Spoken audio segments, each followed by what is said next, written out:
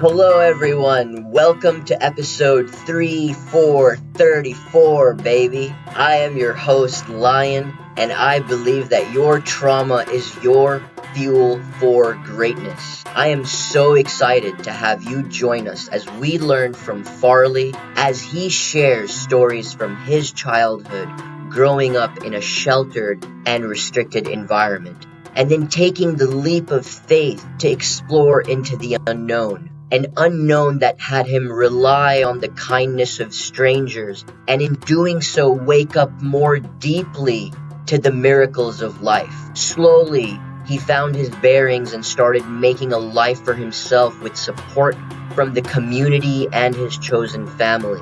Farley is always going deeper into life to come up with his version of life philosophies on different topics. May his stories nourish you and give you life. Nushe June, as we say in Farsi.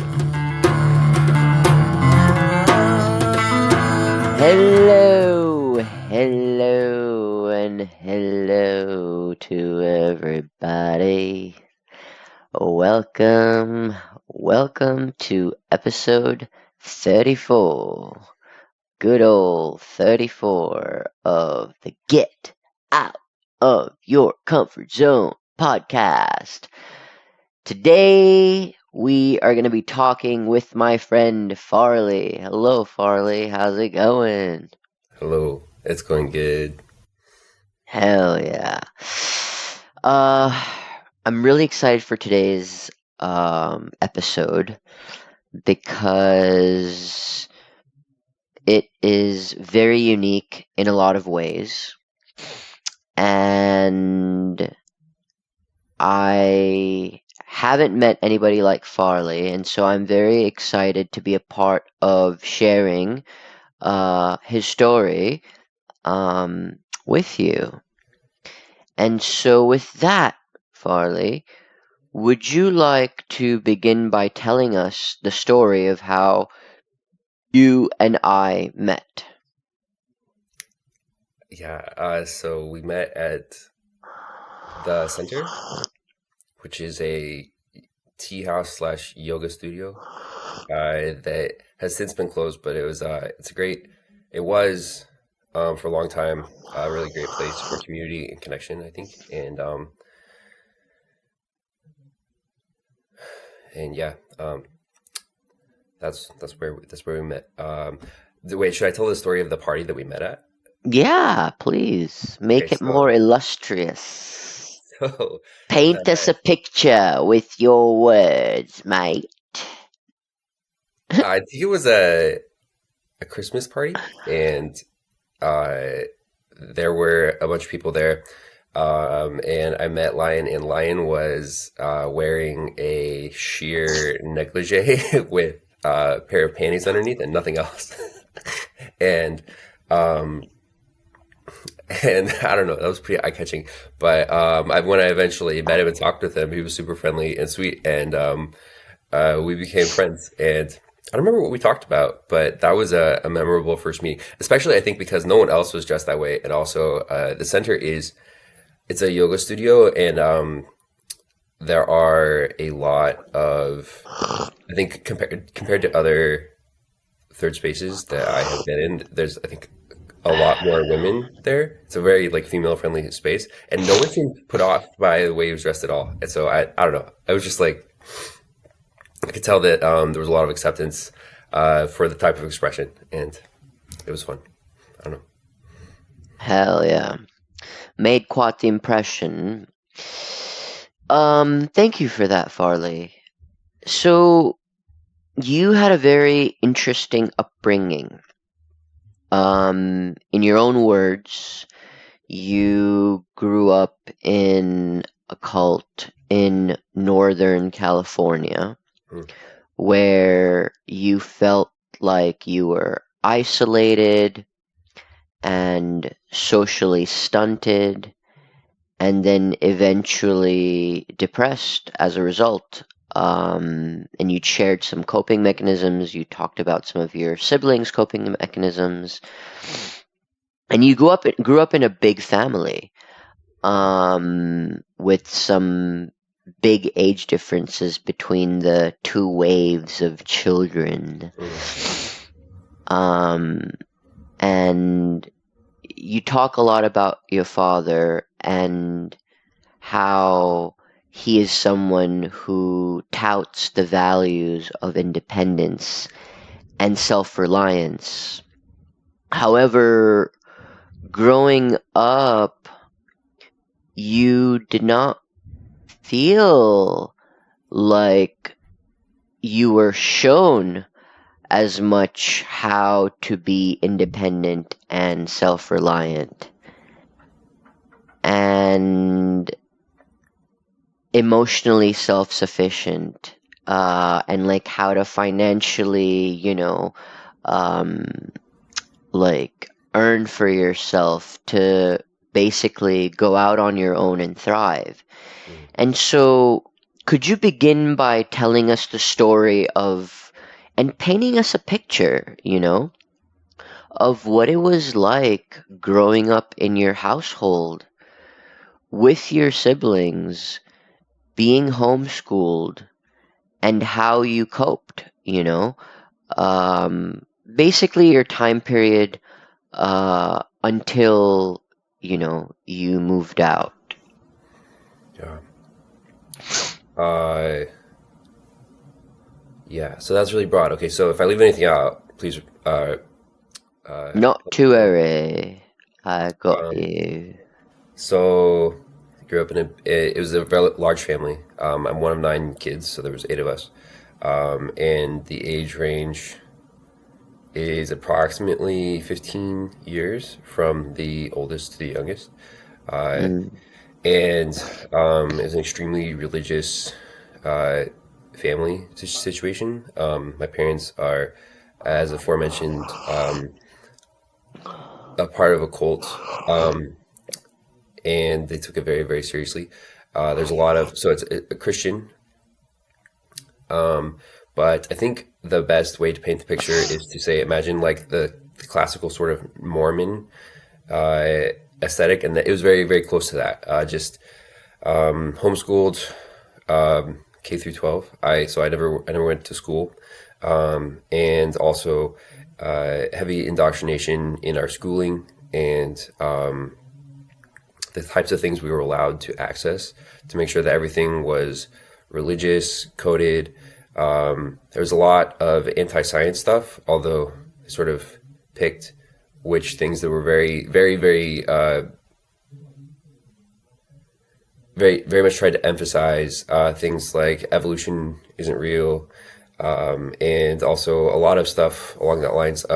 The Earth is only 6,000 years old. That was pretty prominent, and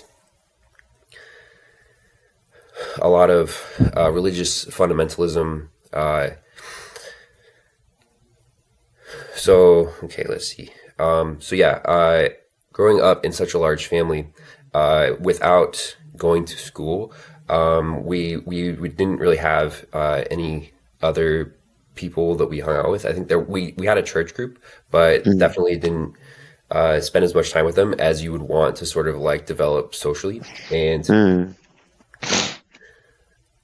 so people often say like, well, you grew up in a large family, so you had people to talk to, which is sort of true, but when it's just the same people all the time, and also they're the people that you live with, there's not a lot to talk about. A, but also B, it was a very large age range. So even though there's nine of us total, I live in the like the bottom half of the children. I'm mm, number seven, and so uh, even though there's so many of us, it was definitely not like we had like friends or to put this in perspective, like you probably wouldn't hang out when you are like in middle school with someone who is 5 to 10 years older than you.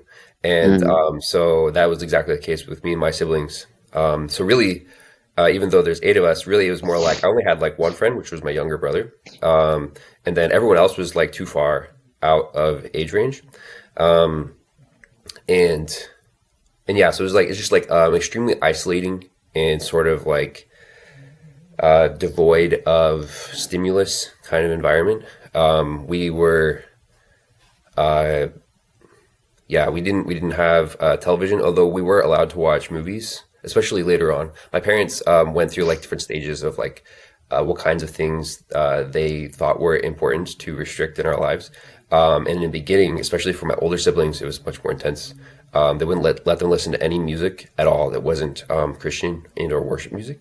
It Mm, also really restricted what kinds of like books and media they would be able to have access to. And then they kind of relaxed on that over time. By the time that I was in high school, they were allowing us to listen to music. But but my older siblings, that was never the case. They never were allowed to listen to music. mm. And yeah, so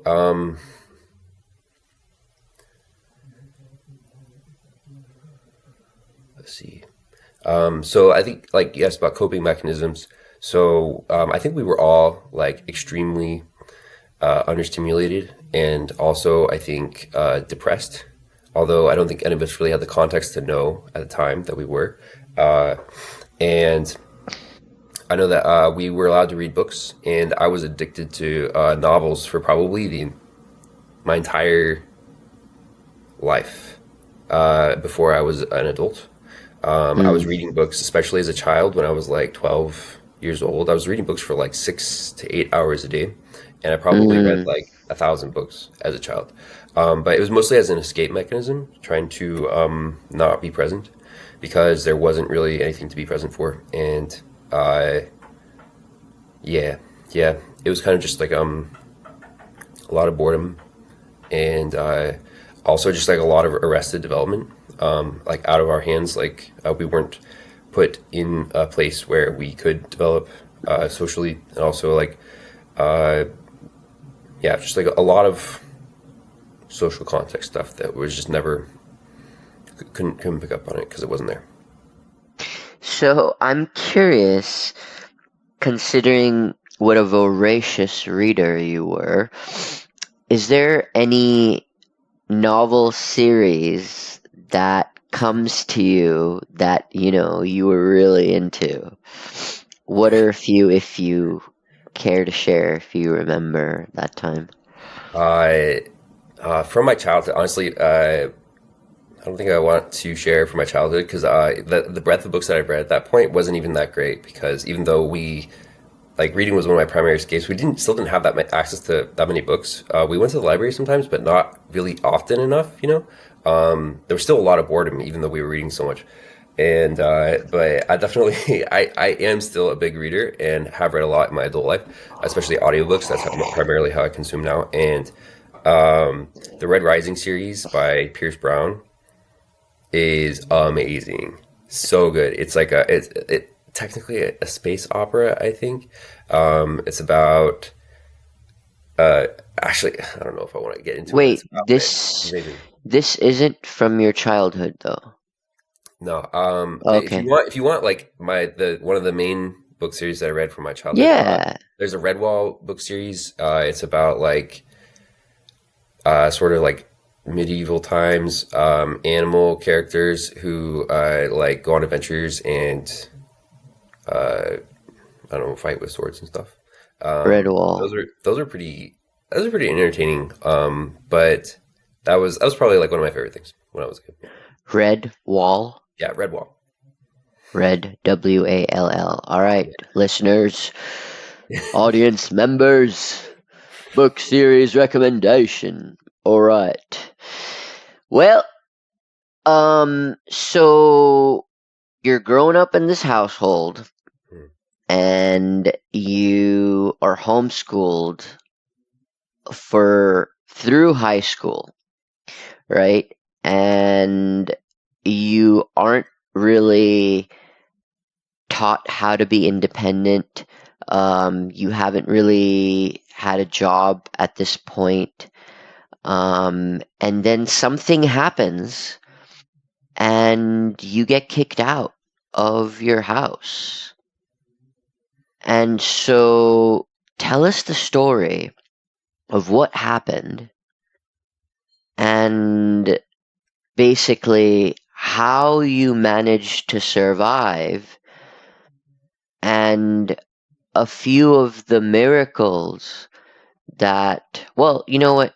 We can always come back as a second part, but to begin with, yeah, tell us a story of how you got kicked out and, what was the story? What did you do? How did you survive? Go ahead.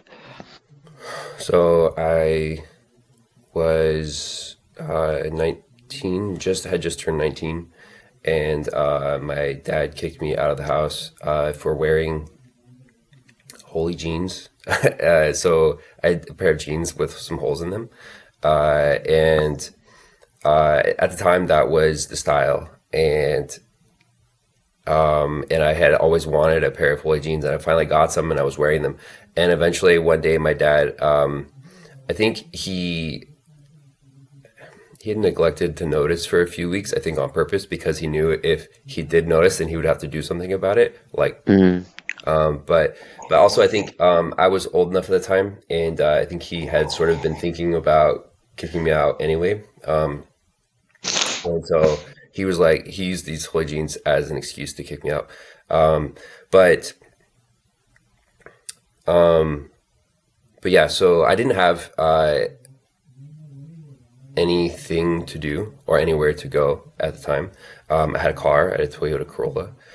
So I knew that there was this mega church up in Redding, California, Northern California. And so I drove up there, and I lived out of my car for 2 years. mm, Um, and yeah, yeah, that's what happened. okay. Um, Living in your car for those 2 years, um, from what you've shared, was not easy, especially because of what we talked about earlier about you never really having a job,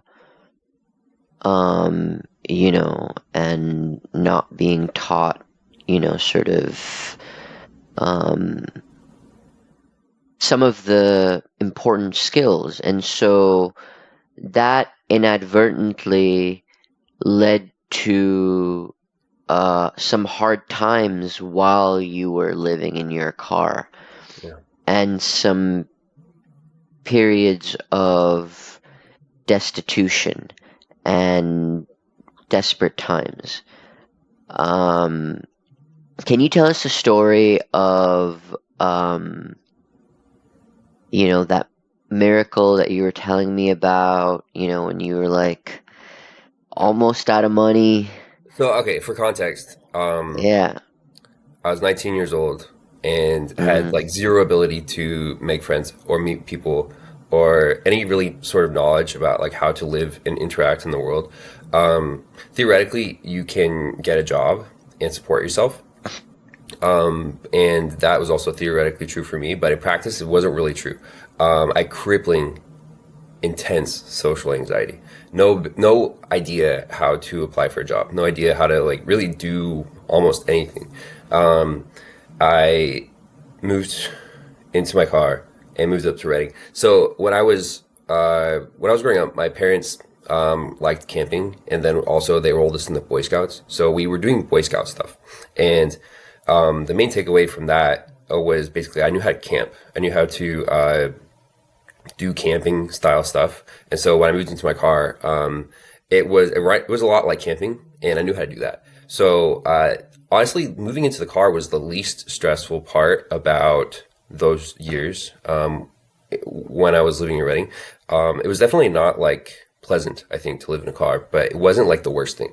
The worst thing was that like I had no idea how to talk to anyone. I had no friends, no ability to make friends, and also like a lot of ideology that sort of prevented me from wanting to do that because of the isolationism that I grew up with. We'd been taught like both explicitly and implicitly to basically never seek out or make friends with or talk with anyone who wasn't part of our cult. So mm, I moved up there to be at this church, and that ostensibly would have been like my community, but I had no mm, ability to like make friends. So I really floundered, really hard. And for the first year I was there, I don't think I talked to or made friends with anyone. And there were definitely several times when I was like having like daily nervous breakdowns, like Mm, just like incredibly stressed. And I developed psoriasis during that time, just because from all the stress. But so I never got a job, and and then honestly, by the grace of God, I don't believe in God, but I use that as an expression because I consider it to be miraculous. I ran into a family friend on one of the first weeks, like it was probably the first or second week I was up there, and she was like inquiring to see how I was doing, what I was up to, and I was like, sharing what I was like, yeah, I'm living in my car and blah blah blah, and then she was like, oh, so you're not going to go to school because she knew I just graduated high school, mm, and I was like, no, I had no plans to do anything like that, and she was like, you should go to college, and I'm profoundly grateful for her and for that. She sat with me one day for like, so she was actually a teacher, I think. She taught high school, and mm. for her, it was like a trivial thing, just like helping somebody enroll in college. It probably took like 4 hours, but for me, that was like a really beautiful thing. Um, in retrospect, I'm really grateful for that. Yeah, so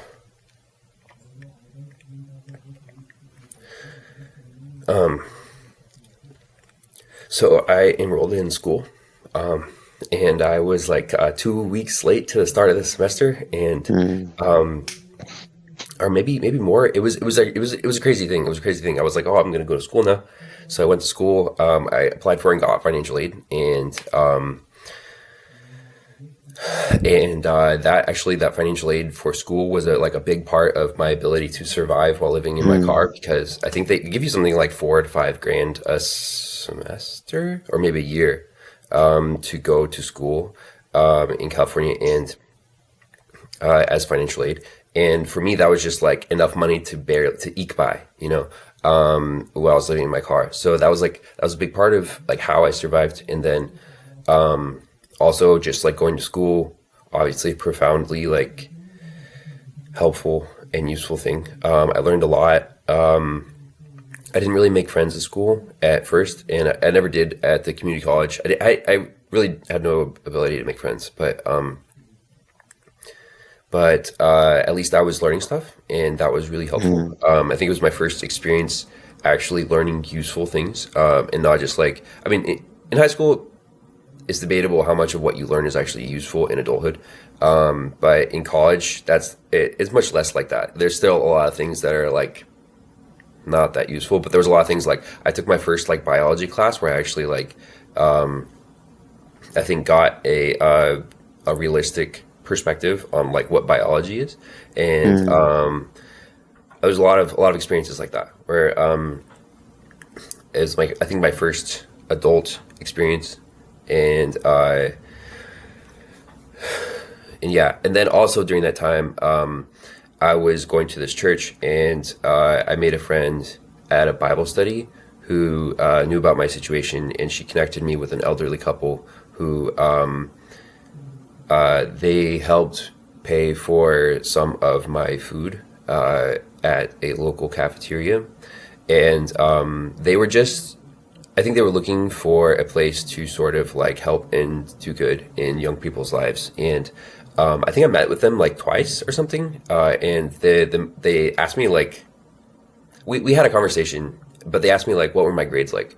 And before getting to college, I actually thought that I was pretty dumb. mm, I didn't know that I am a little bit smarter than average. Until I got to college, like because of how my education was growing up, my parents didn't really care about education at all. Really, and this was like their attitude throughout was basically like the only reason you need to read is so that you can read the Bible. My dad said that a lot of different times. mm, That was like really his attitude was just like you don't really need to know things. You just need to know like spiritual things. And uh,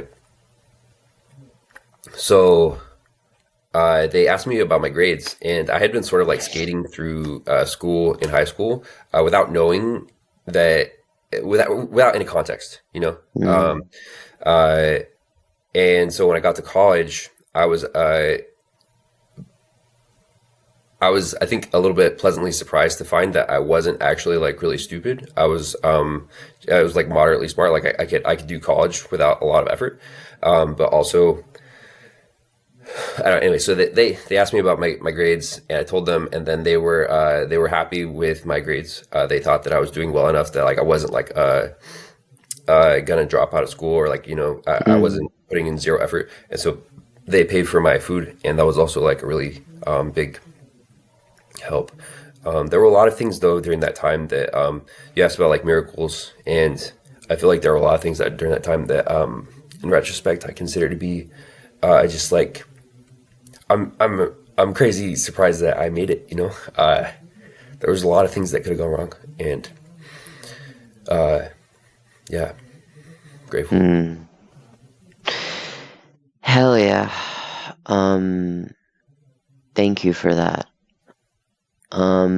And so moving forward, that period of living in your car lasted a couple of years, and then at some point you moved back home for some time before moving out again to live in your own. And when you did, um, you were, a bit more well adjusted to society because one of the things that you mentioned when you moved back home is you started working at Applebee's and, working in the service industry and having to do service, social interactions and social growth and picking up on social cues. That's like a, you know, um, unavoidable part of the job. So I'm sure that in some ways that served you well. Um, and so, fast forwarding to when you ventured out on your own again, right? And um, wherever you are, um, paint us a picture of what your life looked like, when you left home again, and take us into the story of how you ended up in your first relationship. Because your first, what I remember is the first time you kissed anybody, just to for the audience to have a sense of like the circumstances of your life and you know what you were talking about, the how you felt socially stunted. You didn't experience your first kiss until you were 26, and your first um, real relationship was, I think, at 28. um, and um, you know though there's nothing wrong with that at all, and it's very normal in some parts of the world for that to be the norm. I think in our society here in the US and in the West, the average, tends to be lower. So, yeah, help us understand, what your life looked like when you left home for the second time and how that segued into your first relationship.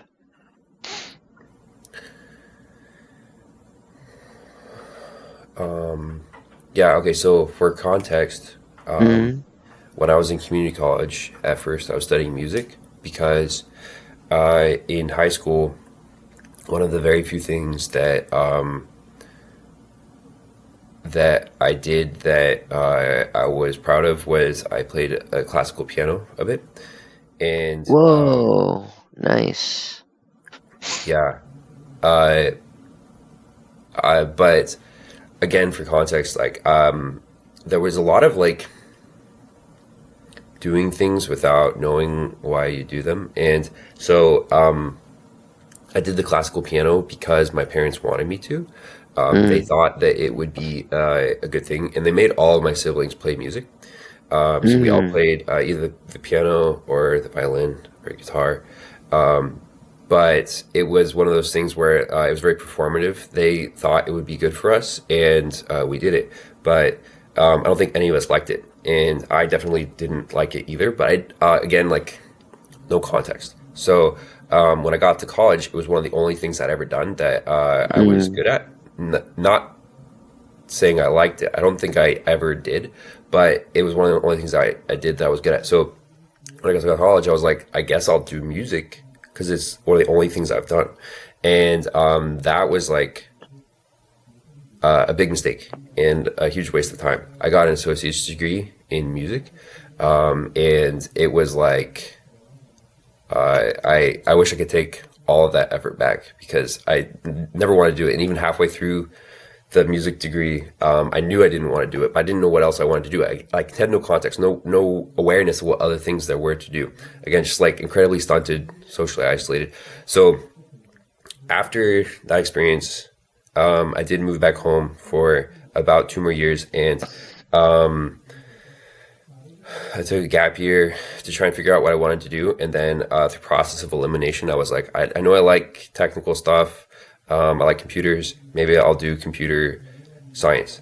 And so I changed my major to computer science. I went back to a community college for a year. Then I went to a couple of online schools. I was in school altogether for 6 years, and school did not work well for me. There's a lot of mistakes that were made along the way about on various levels. Just like I guess indecisiveness. I also switched schools a few times and lost credits every time I did that. And also, mm, at one point, I had an academic advisor that I think advised me very poorly, and mm, I think I wasted a good like 9 months, sort of like taking classes that were like too hard for me because my academic advisor allowed me to do it.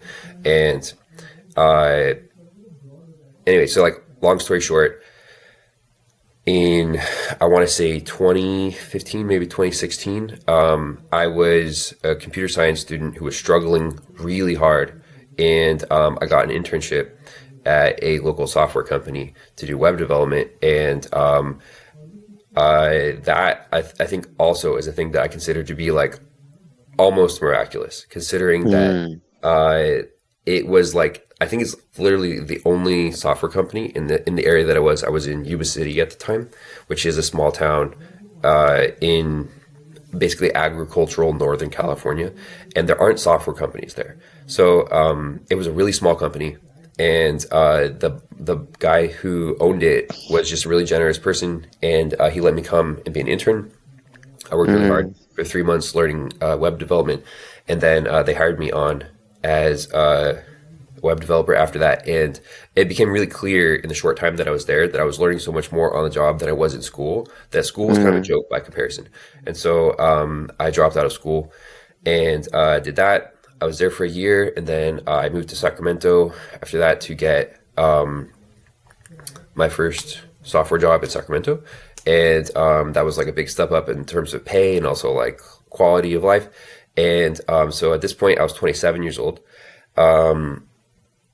and uh, so okay, another like sort of branch of context is that I was in Reading for 3 years total. I was in school for like two and a half of those years, I think. I got an associate's degree in music, and I made some friends at that time at that church, but also not a lot.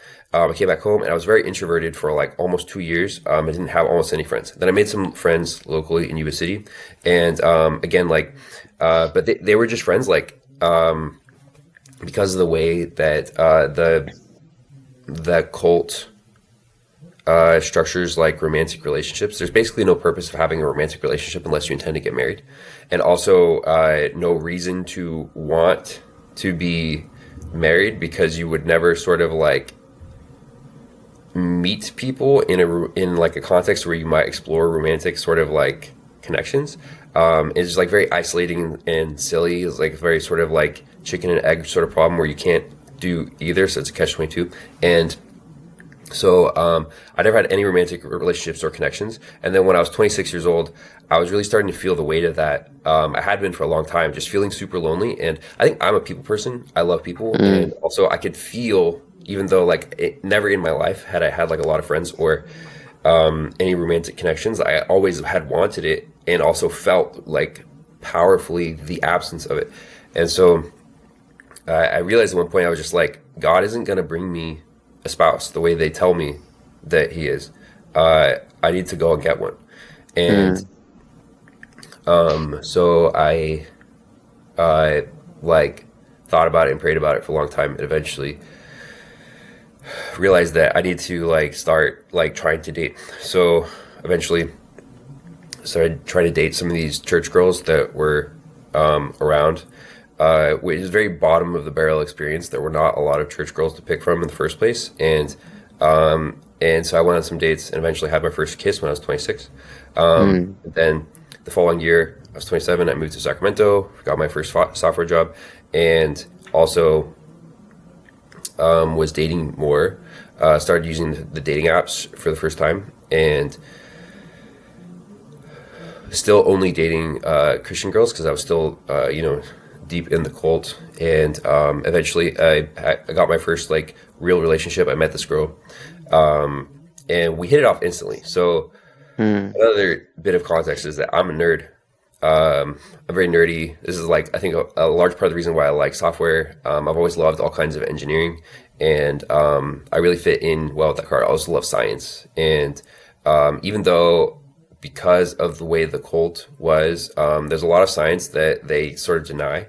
And I was on that page. I was denying a lot of science, but also still really loved science. And so I met this girl, and I don't know. I'm just profoundly grateful for meeting her.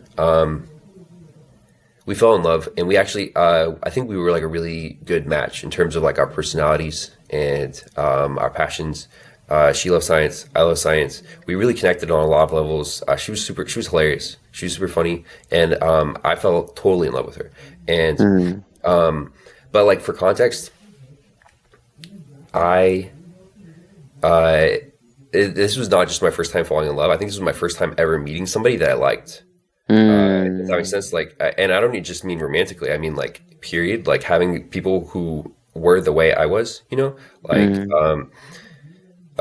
smart, interested in education, interested in using your intelligence to do things. This is another tangent, but something. Tangents are good. Please proceed. Something that I love about living in San Francisco as compared to, so I grew up in Yuba City, moved to Sacramento, spent almost all of my life there. And then coming to San Francisco, something that I love, and it's palpable, the difference is how many people are not just educated, but want to use their intelligence to do interesting and, I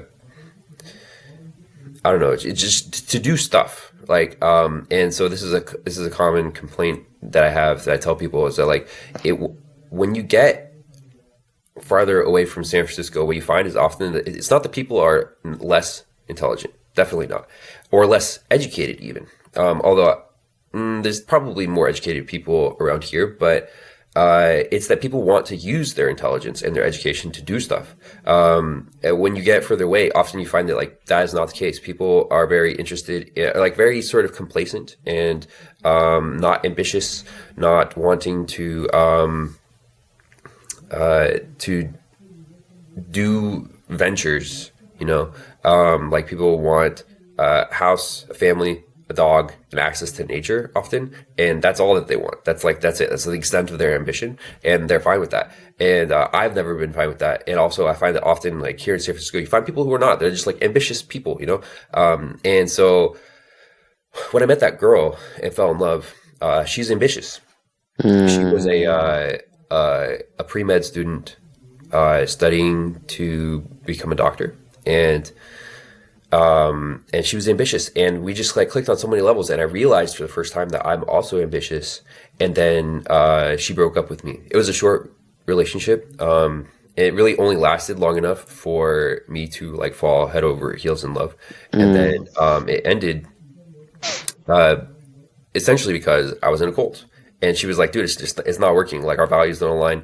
Up to that point, like I had never been around anyone who was ambitious or wanted to use their intelligence to do anything, you know? And Yeah. so I was never like that.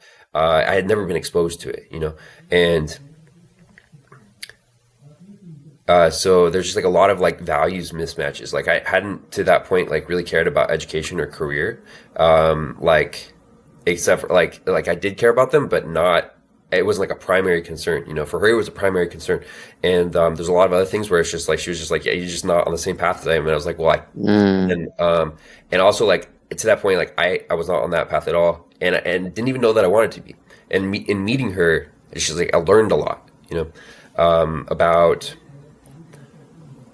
not just it wasn't just like my first romantic experience. I think it was also just like my first exposure to like the life that I want to have. My first time seeing somebody living the life that I want to have.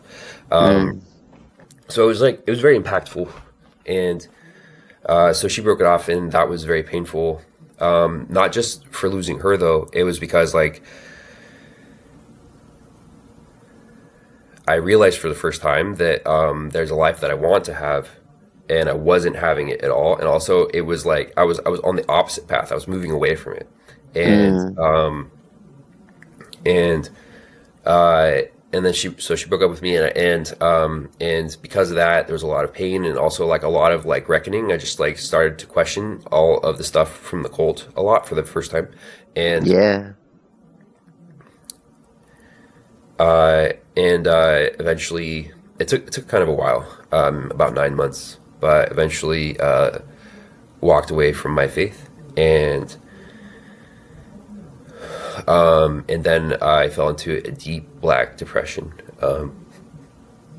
and that was a hard time. I was very very hopeless. I I had been so she broke up with me, and I thought maybe if I got a better job, she might want me. Mm. So so I worked really hard for almost a year to get a better job. I learned a lot of new job skills, and I got a better job. And then, but by that time, she wasn't interested. She was already in another relationship, Mm. and then the pandemic hit, and so I got the job. Pandemic hit, and I lost my job again, or at least just like there were factors that changed. It was at a startup, and the startup was not really that stable, and they offered to let me keep my job, but at a dramatically lower pay, and I was like, no, I'm not Mm. interested. And then so I was going to start, trying to find a new job, and I just couldn't bring myself to do it. I was just like, why am I working so hard? I don't think there's a future for me. And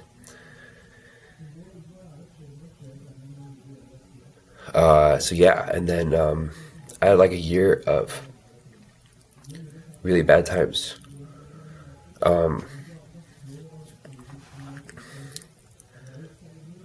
I started sleeping a lot. Mm. I slept for like 15 hours a day for Mm. 9 months, and I was really hopeless. I was just like, and another thing for context is that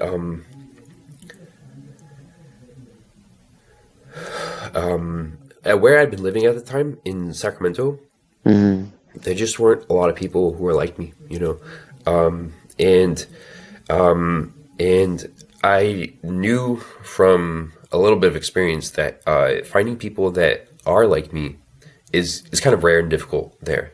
Mm. And I hadn't really lived in San Francisco yet, so I didn't really know that it's really not here. It's much easier. Again, it's not a matter of intelligence or education. It's more just like the interest, the attitude, like people who are ambitious, who want to accomplish big things, who want more than what they have. And so because I didn't know any better, Um, I was, I think, at the time, sort of justified in thinking that I probably was never going to find somebody else that I would be romantically interested, or much more likely, like that would be romantically interested in me because of my dramatic, delayed development and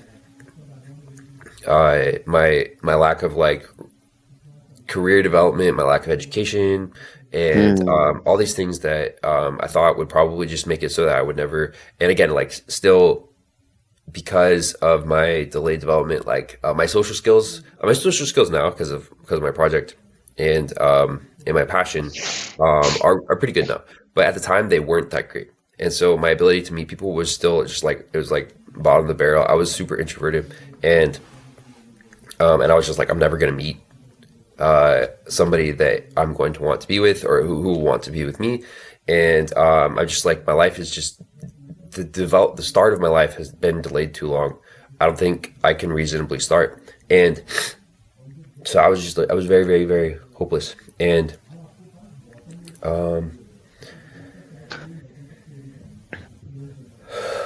yeah, so uh, I live in a camper van now. And Mm. during that time, I became interested in the camper van and started planning to build one. And also, I was also very suicidal. And I was also planning to kill myself. And so, yeah, in in mid 2020, I almost killed myself. I had an attempt at suicide, and I didn't do it, but that was like a really pivotal moment because I learned a lot, and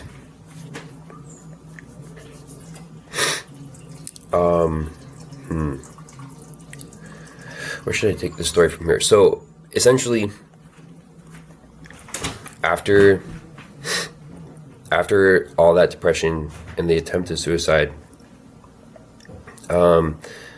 I started to get better. And one of the reasons was because I had a breakthrough about the understanding of why I was so sad and depressed and stricken with grief. Mm. And so I have a theory about how grief works.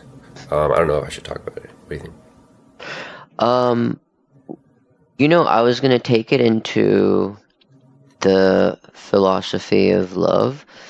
Um, and so I'm happy to take it in any direction that you wanted. Um, uh, did you want to share more about sort of um, like um, I think you shared a pretty good picture of like where you were in the depths of darkness. Um, Let me know if you want to share more about, uh, how you climbed out of it, some of the people that helped you climbed out of that hole, Mm. that uh, point of no return, if you will. And yeah, I think then it's a really good point to transition into some of the ideas that and realizations that came up about the philosophy of love, because really for me, as somebody who's listening to your story, you had all of these trials and tribulations, right, growing up, and you had your first relationship, love, and that not working out, and like how kind of traumatic it was and how it was ended. It was like love was what pushed you into the black hole. And it's like love is what also rescued you, right? Through your realization in the universe and how it loves you. So, uh, if that sounds good, feel free to share a little bit more about, how you came out of the hole and then transition to that. Does that sound okay? Yeah. Great. Yeah. So, um, I'll do my best to say this off the top of my head because it's been a while since I thought about it. But Sure. my main realization about my grief and my depression that helped me start to come out of it was that I was choosing it. So this is how I think that grief works. You lose something that is important to you, and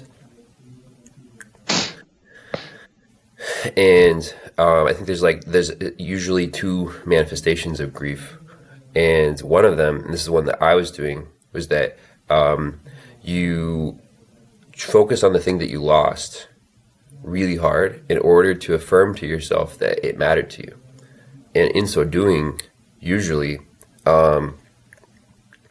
that thing that you lost usually is filling a hole in your life. It's meeting a need, and when you focus on it after you've lost it, you prevent yourself from being able to find new things that will meet that need. And so you get into a negative feedback loop where you're focusing on the thing that you lost and not getting the need that it met. And so you sort of just take a nosedive, and things become worse and worse and worse.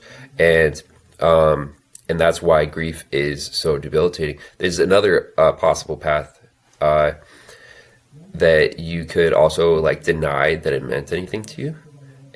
But there's the same problem usually, which is that by denying that it meant anything to you, often you also will refuse to get that need met, because you're trying to insist that it doesn't mean anything, in order to delay the pain of loss. But in both cases, you are refusing to get your needs met, and that is why grief is so debilitating. And for me, and I think in the first case, generally speaking, the solution is to understand that by getting your needs met, it doesn't mean that the thing that you lost doesn't matter. That's never true. It just means that you matter, and that meeting your needs is important. And so a big part of me recovering and healing from my depression was letting go of the thing that I lost, which in that case, it wasn't just the girl that I lost, although that was painful. It was really letting go of all of the time and opportunities that I had lost in my life. At that time, I was 28 years old when I finally left my faith. And by the time I recovered from my depression, I was almost 30 years old, or at least was starting to recover. And I had to sort of let go and just be like, it's okay that the first 30 years of my life were wasted, and not that that's a good. It's not that it's good, but it's just that in order to move forward, I have to be okay with it. I have to be okay with moving on. And yeah, so that was a really big and pivotal moment for me. And so I moved into my van.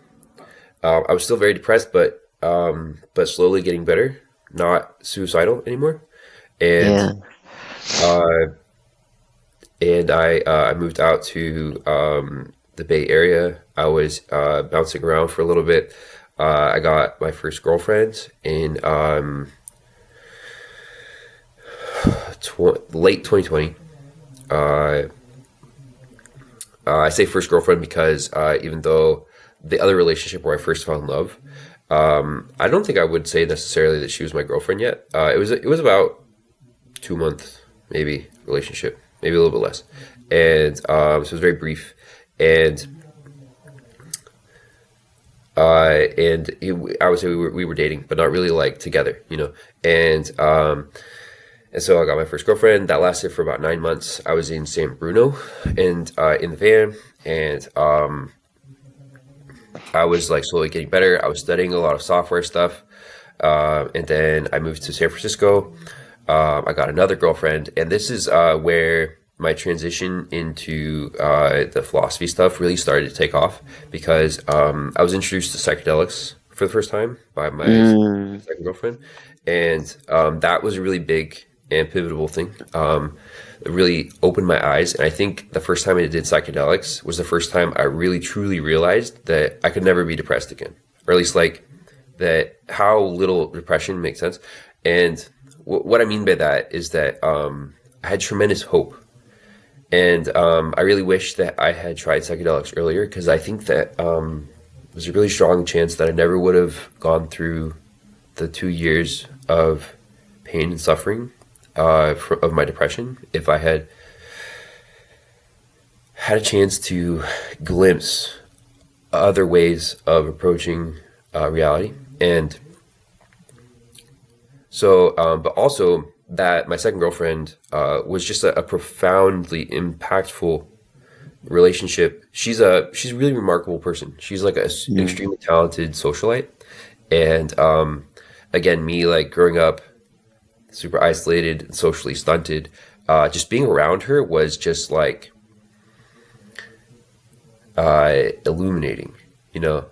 Just like I don't think I had ever seen up close someone with that level of social acumen work their magic, and for such a long period of time. And we were together for about 6 months, and when we broke up, she had a profound influence on me. Like I think like I started to see the world differently because I started to see that like there are some people who have just like tremendous social ability that who are doing way more with way less than other people. And so and then I also made another friend during that time, an extremely bright young guy. He's like I think he was 19 when I met him. And when I say extremely bright, I think he's like IQ, like genius level IQ, like extremely intelligent. He's 19. He's never been to college. I think he graduated high school, but he was already working as an electrical engineer. Without any like formal training, he just taught himself. And but also just like extremely multidisciplinary. This is the type of person who like picks up advanced disciplines for fun, you know, over a weekend. And it was just like, and so I was really good friends with him for about a year and a half.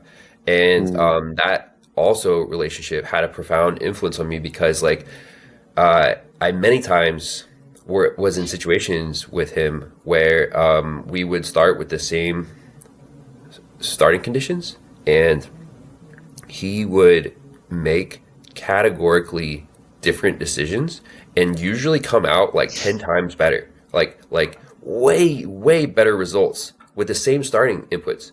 And I was like, what? He's got like better intuitions, like not just a little bit, like categorically, like orders of magnitude better intuitions than I do about how to live, about how to make decisions, about how things work. And it wasn't like and it was also like I could tell that it wasn't that he was like using more brain power to make decisions. Often they were like it was the simplest stuff. It wasn't like it was like big brain time, not like advanced, complicated. It's just like he just sees it differently. He sees it differently, and because he sees it differently, he's just getting way more out of it. And I was like, what is it? What is it that he's seeing? Like, and also, so like this is about 2 years ago, approximately, maybe a year and a half ago, was when I really started to I've always been sort of like philosophically inclined. I really like solving problems like this, and I was so I tried to start a startup for a while, a tech startup for a year and a half, and that fell through, and I was looking for something to do after that, and I was trying to get a job. I was looking for a software job again, and then I was also trying to date, and and I was using the dating apps. And then at one point, like I turned 32 years old. I'm 34 now, and when I turned 32, I found like suddenly and abruptly the amount of attention that I was getting on the dating apps like dropped off a cliff. Like I went from getting like, I don't know, let's say something like 10 matches a week across all of the platforms to like one, or sometimes zero. And I was like, this is like for someone who's like introverted and not like able to meet people in the wild, you know, like the dating apps are like my lifeline for dating, and they weren't working anymore. And I was like, holy shit, like I really need to learn how to meet women, and like have better social skills.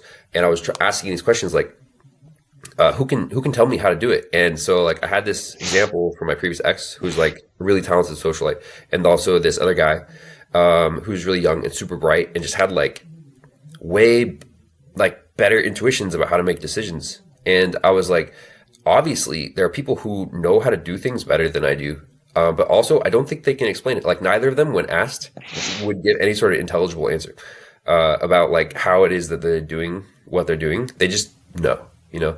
And I was like, I don't know how to do it. I can't describe it. Or like I don't know anyone who can describe it. And also, I've always been a voracious reader and also like voracious consumer of podcast stuff. And I love psychology. I love philosophy, and just like from like years and years of consuming all of the high level content that I can about everything interesting. I already know, without even asking, without even doing the research, that there aren't really people who can describe this. And so I was like, I was thinking about it in my free time while I was looking for work about a year and a half ago. And then I started to make progress. I was thinking things like what is romance, how to flirt, you know, how do you, like introversion, extroversion, how do you like, I was an introvert and I wanted to be an extrovert, and or at least not, I don't think I wanted to be an extrovert. I just didn't like being an introvert. Like I could tell it was limiting. I could tell that like it wasn't serving me. And but also just like, there's like a dominant ways that people talk about these things, like introversion is okay. Also like it's part of your personality. Neither of those things I think are really true. Introversion is probably not okay. Like if you have the option to be an extrovert, if it's equally easy to be an extrovert, it's really not okay to be an introvert. It's dramatically limiting. And so I was thinking about all this stuff, and I started to make progress. And then after I started to make progress, I realized like I'm onto something. Like I am describing things that are pivotal, foundational, and powerful. And I should probably shift focus away from looking for software work into this philosophy stuff full time. So that's what I did, and I've been working on it for about a year and a half. And yeah, it's going really well. I'm really profoundly grateful and happy and thrilled to be working on what I'm working on. This is I think easily like the best year and a half of my life, and also just like the most fun and the most exciting time that I have ever had. Which, to be fair, I don't think I've had a lot of good times, but potentially like I don't know. I think I'm living like by comparison to like starting at like living like honestly like a medium bad life. I think I'm living not just like medium good, but like great, like potentially like the best kind of life that you can have. I'm really excited with how it's going. But yeah, you should ask another prompt question. Tell me what it looks like. No worries. I think you've done a great job, and I'd like to bring it home by sharing something that you shared in our time together before we end for the day. But I remember when we were together, you'd shared, and you touched on it, when you were talking about the philosophy of love and how through your trying time, right, and this person who you very much connected with, um, and then who broke up with you, you found your love for the universe. People call it different things. Some people call it God, some people call it others. And because ultimately, people can give up on you. But our connection and our love that the universe gives us is eternal. And one of the big things that you realized was this element of antagonism, where um, ideal love, great love, is a love that pushes you to make you stronger. It pushes you to align with yourself.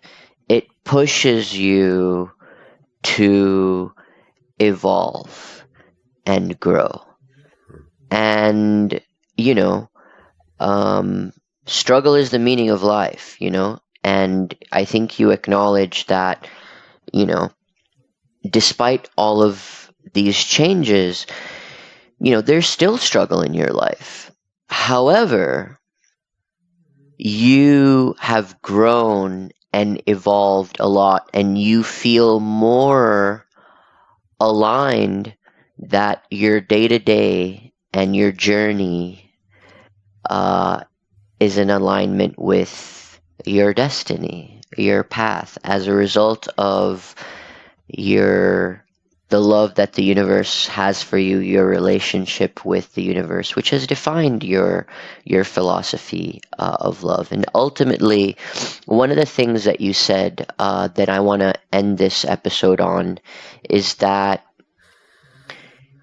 despite all the hardships and you having reached rock bottom, as it relates to the destitution and the hopelessness, coming out of that, what you've realized is that things have never gotten so bad that they have been unbearable. As long as you are putting your energy on trying to align with yourself to be a better version of yourself. And I think that is, very wise. And I thank you for all that you have been through, all the trials and tribulations, and you not giving up, and you just persevering, because it has brought us to this moment. That I'm very honored to share the space with you. With that, I want to thank you for being here with me today, and not just that, but all the time that went into creating today's episode. And last but not least, I want to thank our audience, our audience without whom we would not be here. And, their attention, and would love to hear from our audience. If you have any thoughts about today's episodes, our social media is linked, or reach out, would love to hear from you. With that, thank you so much for being here, Farley. I really appreciate it. I wish you all the best. Thank you. And to our audience, till the next episode, I wish you love and light. Love and light. Oh yeah, love and light. Toodles!